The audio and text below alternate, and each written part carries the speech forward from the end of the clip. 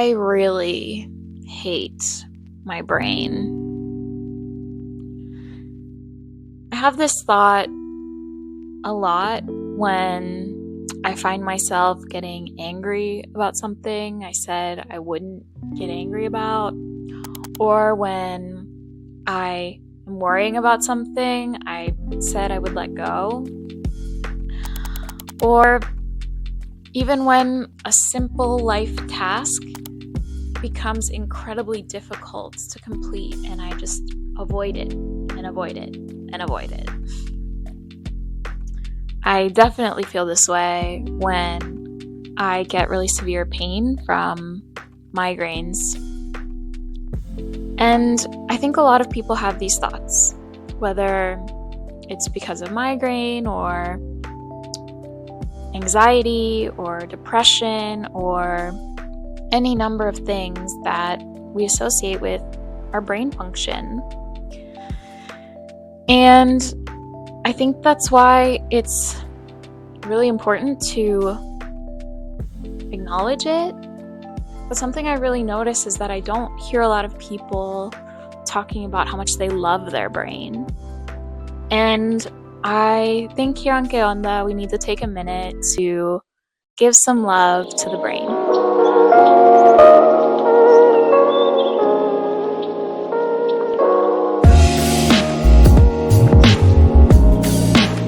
Hi, I'm Bia, a neuroscientist, and this is Qué Onda. So, I think that a lot of our hate for our own brains is fueled by this idea that we are incompatible with modern day life. I hear a lot of us talking about the ways in which our modern world doesn't really work with our brains and maybe each of our natural tendencies. And I really want us to think about what that means, especially in this age of technology, and how our levels of productivity are expected to rise with each new invention, each new method that arrives. And it seems like rather than technology making our lives easier, it makes our lives faster. And I see a lot of us pushing a lot of pressure on ourselves to reach that level of productivity. The bar just keeps rising, so we keep rising with it, right? And I think that leads to a lot of us looking inward and saying, well, my brain is not keeping up, and things that I feel are expected of me are just not happening for my brain. And so my brain must be flawed. It's my brain that's bad. And that turns into so much negative emotion around our brains, a lot of this like brain hate. So I want to just take a moment to take a moment for us to amplify our feelings of love for our brains by showing you really how amazing your brain is, even with its quirks and differences.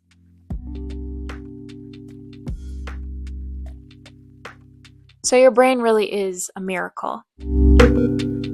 Our brains have around 100 billion neurons, and that's as many stars as there are in the Milky Way galaxy, in our very galaxy. And I really love to think the idea of each of us carrying around our own galaxies between our ears. I think that's very romantic, very sweet.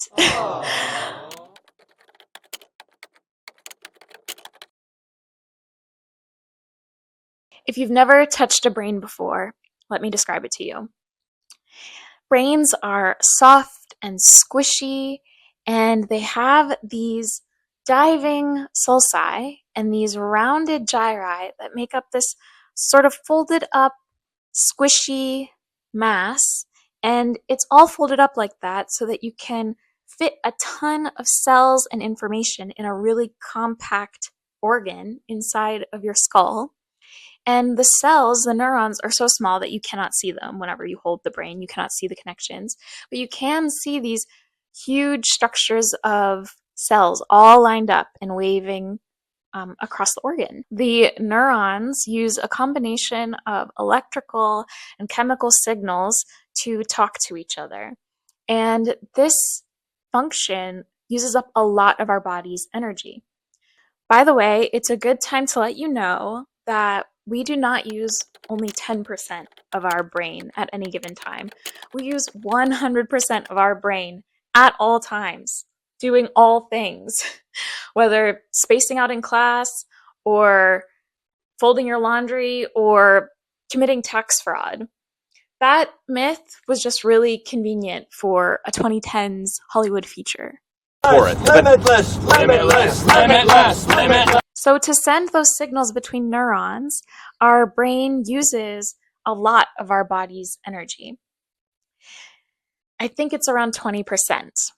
And that is enough energy to light a small 20-watt light bulb. Your brain has the processing power of an exaflop. This is a quintillion floating point operations per second. And that's a lot if you don't know a lot about an exaflop. So the fact that we only use 20 watts of power to run our brains is highly impressive.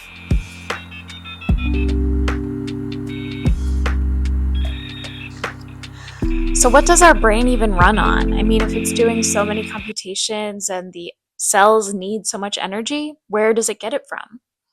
Well, that's from the simplest form of sugar called glucose. Our body, after we eat a meal or receive an IV drip, processes the nutrients down into its simplest form.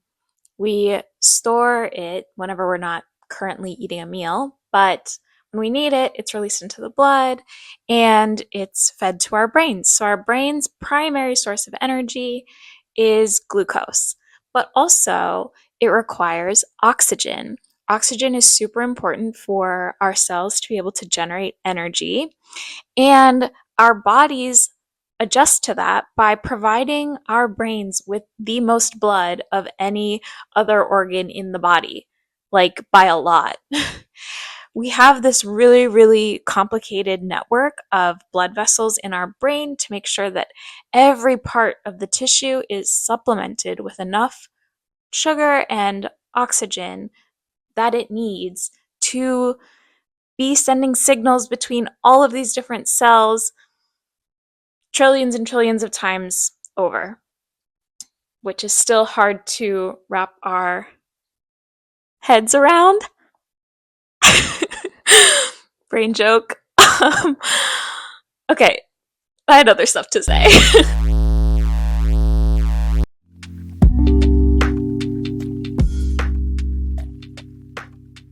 On top of celebrating, I totally get that not every day feels like a win with our brain. And for those days, I just ask that we give ourselves a break. We're working with an organ, not a machine. We require rest, we require respect, and I think by starting at that place of awe and appreciation, but also respect and love for our brains, we can come up with solutions and accommodations for what our brains need to allow us to be at our best, the best that changes day to day. I say that, but I would love to be optimized and ascend into aesthetic productivity heaven where I work seamlessly and perfectly and can make my brain do what I want it to do. But that's just not the reality. The point is that our brains are so incredible, and they're mysterious, and they're complex, and we still have so much to explore about what our brains are doing. I hope you found something in this video to inspire love for your brain, to cultivate respect for your brain. And for now, cuídate y nos vemos.